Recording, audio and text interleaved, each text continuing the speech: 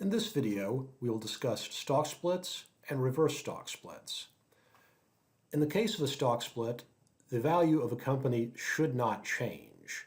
So the number of shares initially times the stock price initially should equal the number of shares after the split times the stock price after the split. The reason companies tended to do stock splits, which have decreased, is in the past, before the advent of discount and online brokers, brokerages would charge more for a so-called odd lot sale, meaning a sale not in a multiple of 100 shares. Companies would therefore tend, if their stock price got over around $100 a share, to split it down. Otherwise, the price of investing in 100 shares or a multiple of 100 shares would become prohibitive to many investors.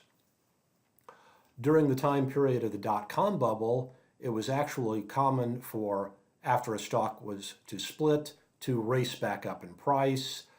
Rationally, from an investor point of view, this did not make a lot of sense. What should happen after a stock split is the price of the stock after the split should equal the number of shares before the split times the stock price before the split divided by the number of shares after the split.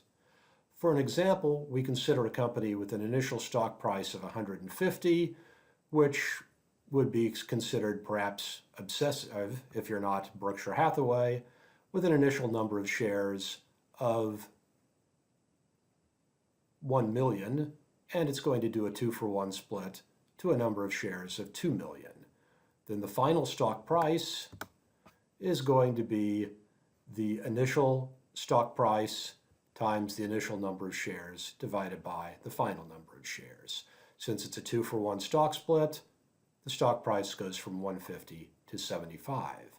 Again, note the value of the company has not changed either before or after the split.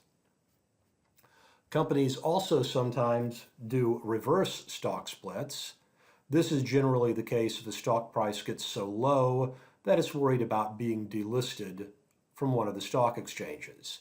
The New York Stock Exchange requires a minimum price of $4 when being listed and will delist the stock if the price of the stock drops below $1 per share for a set number of days.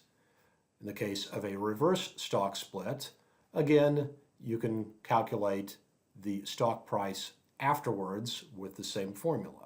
For example, if the initial stock price is $5, the initial number of shares is 3 million, and a 3-for-1 reverse stock split is done, so the final number of shares is 1 million, then the stock price is going to increase by a number 3 to 15.